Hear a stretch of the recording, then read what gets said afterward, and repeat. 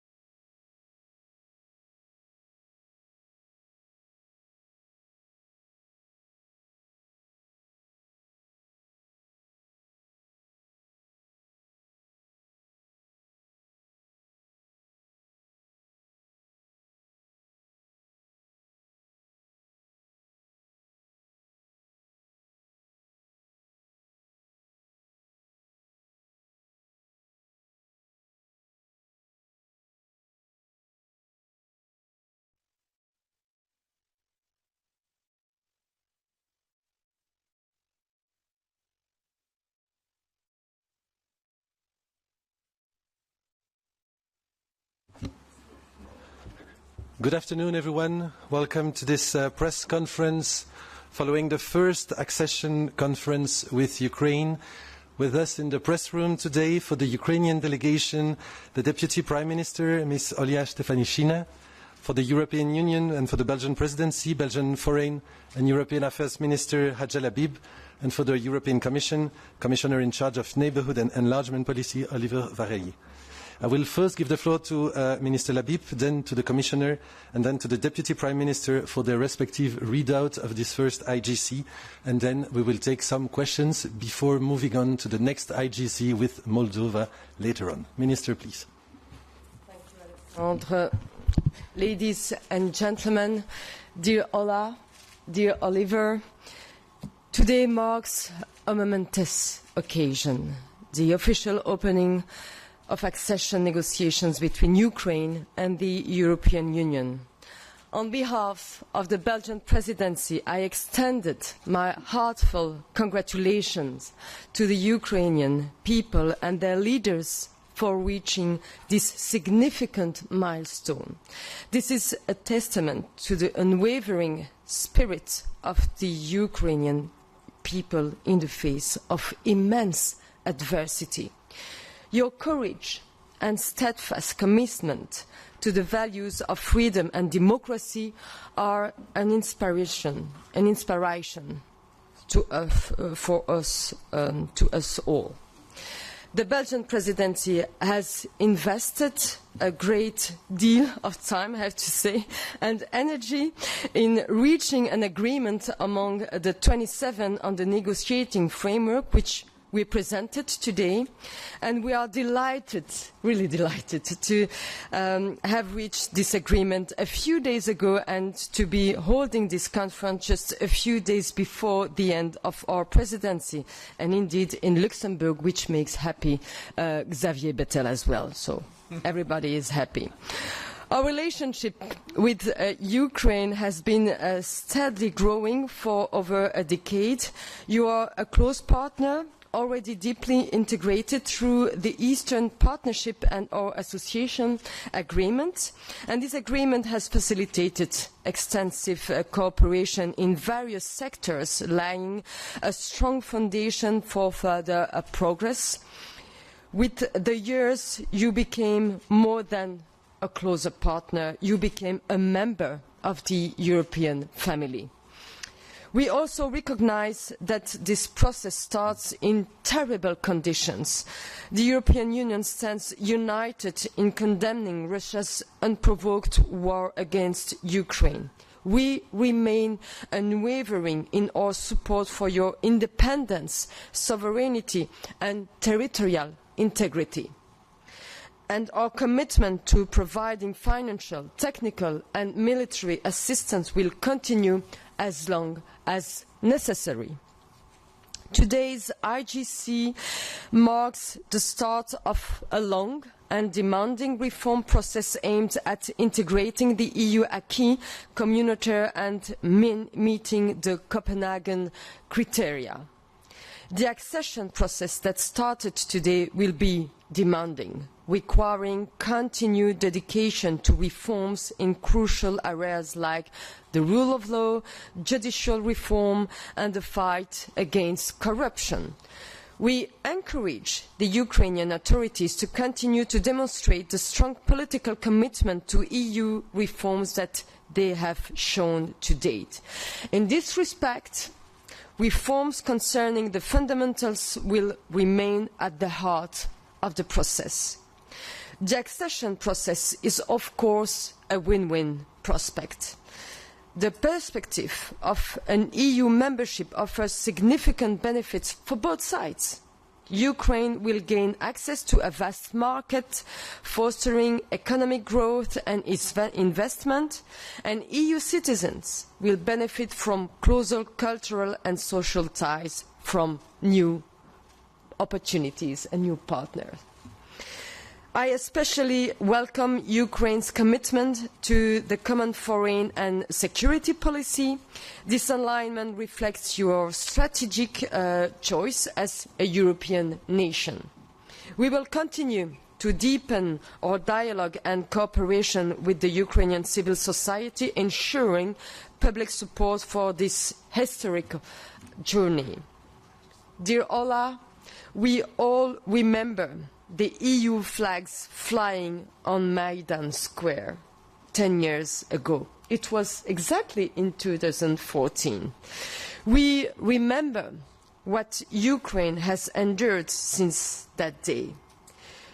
When we said Europe is Ukraine, Ukraine is Europe, those were not empty words. We meant it, and your presence here today is the living proof of that mutual commitment. Together, we can build a stronger, more secure and prosperous Europe for all, now let's all get to work to make it happen. Let's be fair and honest. The road will be long and we will not always be an easy one. We know that we have a lot of work ahead on us. Member States will decide when Ukraine fulfills the conditions to move ahead based on objective progress, but with unwavering determination. We are confident Ukraine can make it. We will be supporting you on every step of the way. You are not alone. We are with you. Thank you very much, Olha. And now I think I give the floor to Commissioner Oliver Varhelyi, please. Thank you very much, Minister. Dear Deputy Prime Minister, dear Olga, dear Minister Lahbib, dear Hadja, dear friends, dear ladies and gentlemen. Today we have launched the accession negotiations with Ukraine following the decision of the European Council back in December last year. And this is, I think, the moment when we all want to and have to congratulate Deputy Prime Minister Stefanishyna, her team, and the whole nation of Ukraine for this achievement, because this is a remarkable achievement. And I also want to thank the very dedicated work and efforts of the Belgian presidency in making this happen today. And I also appreciate the very strong engagement and cooperation of all the member states in this process. Today's meeting confirms the importance of the European Union's enlargement policy, which is more relevant than ever, and in the current geopolitical context becomes ever more important and ever more paramount. Obviously, this is good news first and foremost for the people of Ukraine, because this makes it very clear that when we talk about their future in the EU, we mean business. Ukraine has met the conditions to open accession negotiations. Key to this success was the determination of the authorities in Ukraine to embrace the momentum of reform efforts over the last years and months. Moreover, addressing and engaging bilaterally with member states on issues of special concern, such as the rights of persons belonging to national minorities, has facilitated largely the process. Therefore, we encourage Ukraine to maintain this approach also for the future. Let me assure Ukraine that you can always count on the Commission's continued support on your path to the EU, and the 50 billion euros Ukraine facility, in force since March this year, will also support Ukraine's economy and reform agenda envisaged in the Ukraine plan, which should also promote EU-related reforms so that Ukraine can become a member. Altogether, our role is to make sure that Ukraine will be well prepared, including on important issues such as the rule of law, fundamental rights, socio-economic policies, the whole wide spectrum of the EU acquis when it will join the European Union. We will launch now the bilateral screening of the EU acquis, and it will allow us to identify all the major issues to be addressed during the negotiations, as well as the areas where preparations need to be intensified. I'm confident of the determination of Ukraine to work hard through the negotiations, and this will be made even stronger with a wide national consensus and involvement of all relevant stakeholders on this path throughout the way, something that needs to be nurtured. Because the accession negotiations need to be an inclusive process for the entire country and for everybody in the country. Negotiations are of a transformative process, which we will have, I think, a positive impact also on the society and the economy, bringing benefits to the people of Ukraine already in the process and, of course, after joining the European Union. So we are happy to work together to continue the path and as it was already pointed out by Minister Lahbib, the heavy part of the work only starts now. Thank you.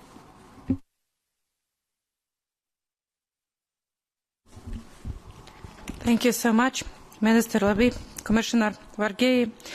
A long work together has been before the day of today's intergovernmental conference. We mark the beginning of the accession talks with the understanding that Ukraine has already significantly benefited from the transformative power of European Union, as well as the EU did.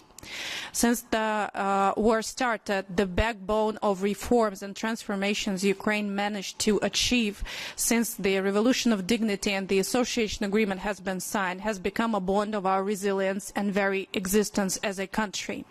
We managed to survive as a country, building on the reforms of administration, fight against corruption, rule of law, building on the digitalization efforts we managed to accomplish, transparent and trade liberalization we managed to achieve through our engagement with the European Union.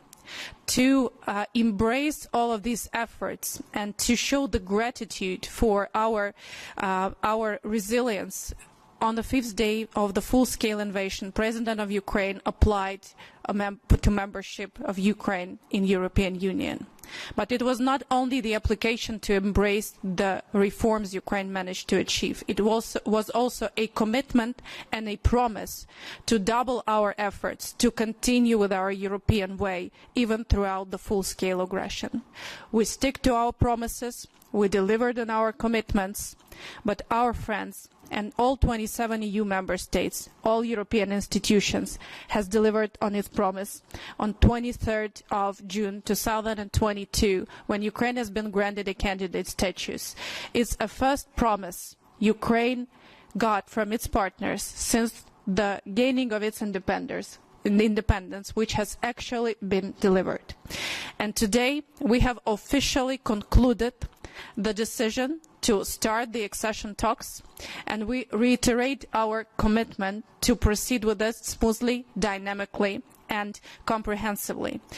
To reach this day, Ukrainian government has been engaging in a very inclusive dialogue with Ukrainian civil society think tanks, and it is only possible to be here today because we are supported and enabled by Ukrainian armed forces, every Ukrainian who stands for Ukraine, who stands with Ukraine and helps us to move forward. I'm really grateful to Belgian presidency for its tireless efforts to mobilize the unity of all 27 EU member states. I'm really grateful for European Commission to making sure that we have been assessed and the necessary and very justified conclusions has been made that Ukraine has delivered on its commitments, Ukraine has delivered on its promises. Ahead of us, the very dynamic and very massive process of the accession, which will embrace Ukraine's efforts to continue its democratic transformations, embodying the principles of the rule of law and functioning democracy into our reforms, presenting the necessary roadmaps, but also starting the bilateral screening shortly after this conference is held. Many work ahead of us, but the main decision, which could have been taken over this year, is already taken today.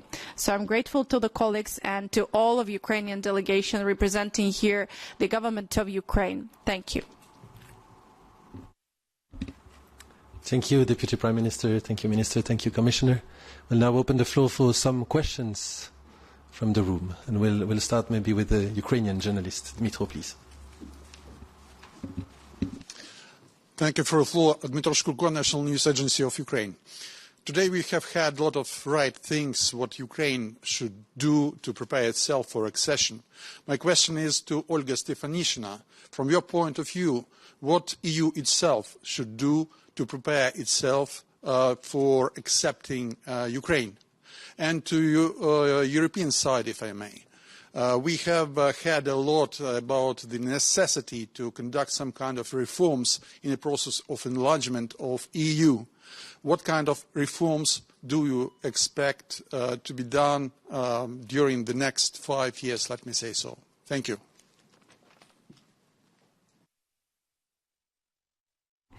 A very interesting question to Ukrainian side. Indeed, all the process of enlargement we have been following over the last years. First signals that it's a process of partnership. So, and I'm sure every transformation which will be needed throughout the way will be done. There's been a number of discussions on the reform of European Union and adjustment in some policies.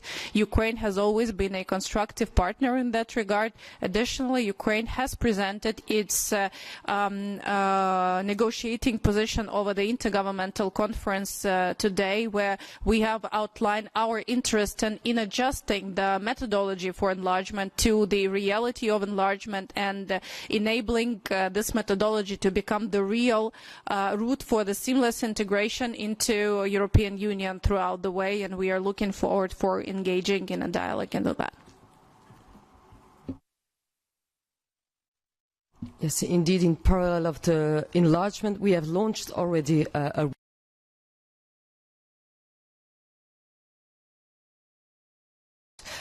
budget about governance, about our values, so many things. So it's the end of the presidency, the Belgian presidency is about also the strategic agenda. It's all about the reforms that we have to launch in the near future.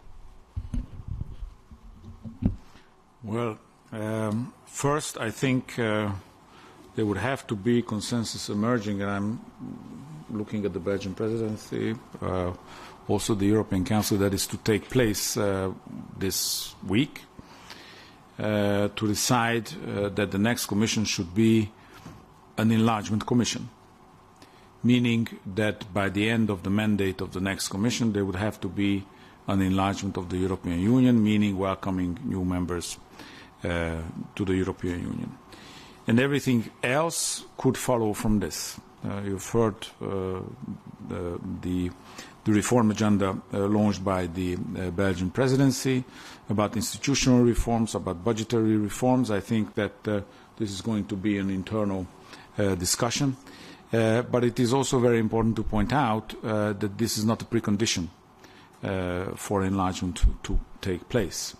We, in the Commission, we are convinced that with the current institutional setup, we can welcome new members. What is important is that we now, when we decide about the program of the next Commission, we make it very clear that we want enlargement to happen, and everything else follows from that. Thank you. Thank you. Next question, Philippe. I will. Thank you, Philippe Renier, newspaper Le Soir. First, a question to both Commissioner and Deputy Prime Minister. It's about also the schedule, in a way.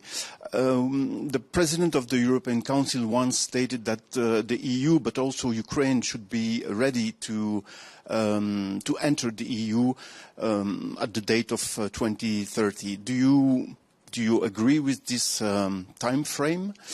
Et alors une question pour Madame la Ministre de la Présidence belge.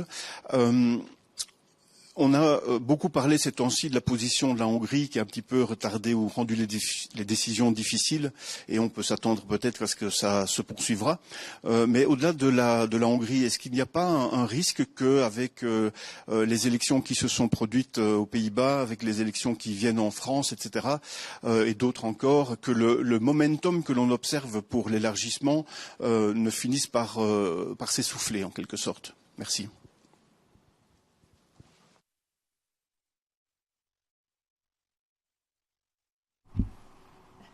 So on 2030, I think I have just answered your question before you have even put it. The end of the mandate of the next Commission should be the 31st of October 2029. So there it is. No, that's about enlargement. And I think when the leaders are discussing strategic decisions of this kind, they are taking a holistic approach and opening the door for everybody who will be ready by then. Because don't forget that this is not a question about the European Union giving deadlines for when one can join. The European Union could give indications that if these countries are ready to join, by then the European Union will be able to receive them. But the conditions will have to be met. Whether this is going to be in 2027 that the conditions will be met by the country in question or later, it's largely dependent on the performance of the country.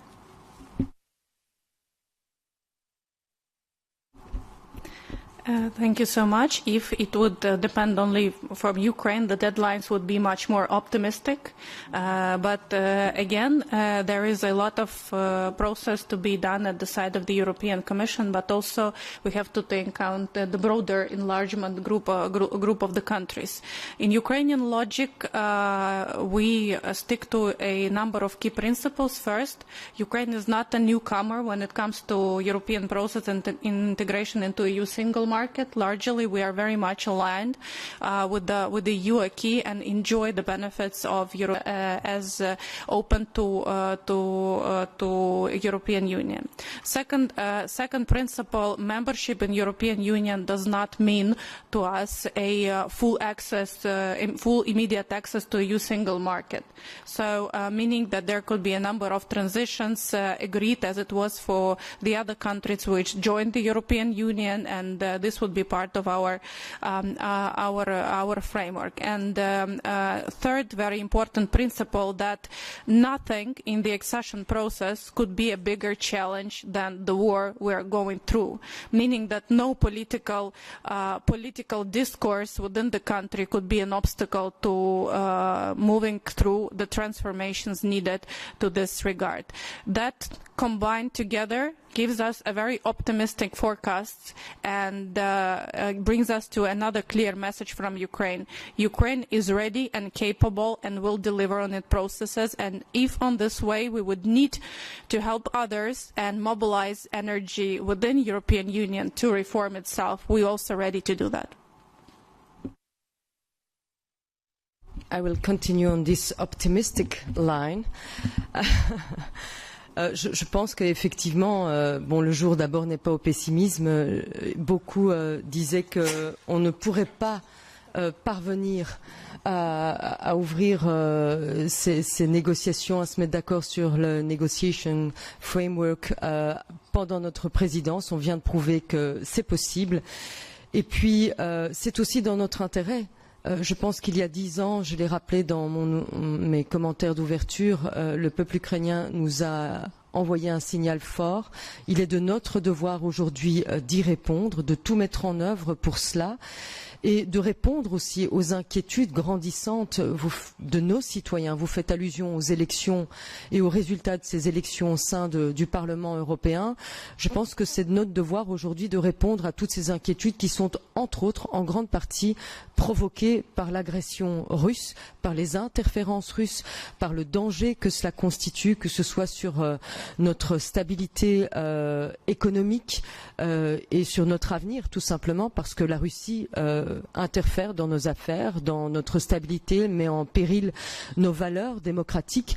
Avoir aujourd'hui la Moldavie, puisqu'on va ouvrir dans quelques instants la conférence intergouvernementale aussi avec la Moldavie et l'Ukraine, qui aspire à devenir membre de l'Union européenne, qui mène les réformes nécessaires pour y parvenir un jour avec notre aide, et avoir aussi autour de la table suffisamment de pays convaincus pour ouvrir cette ICG, donc cette conférence intergouvernementale aujourd'hui, c'est la preuve qu'il y a des volontés autour de la table. C'est la preuve aussi que chacun a saisi qu'il y va de notre intérêt géostratégique aujourd'hui d'avoir l'Ukraine, d'avoir la Moldavie, d'avoir peut-être demain aussi le Monténégro comme membre à part entière de l'Union européenne. And on these optimistic words, we will conclude here to move on to the next IGC. Thank you, Deputy Prime Minister. Thank you, Minister. Thank you, Commissioner. And we will be back in this room in 2 hours for an equally important first IGC with Moldova. Thank you.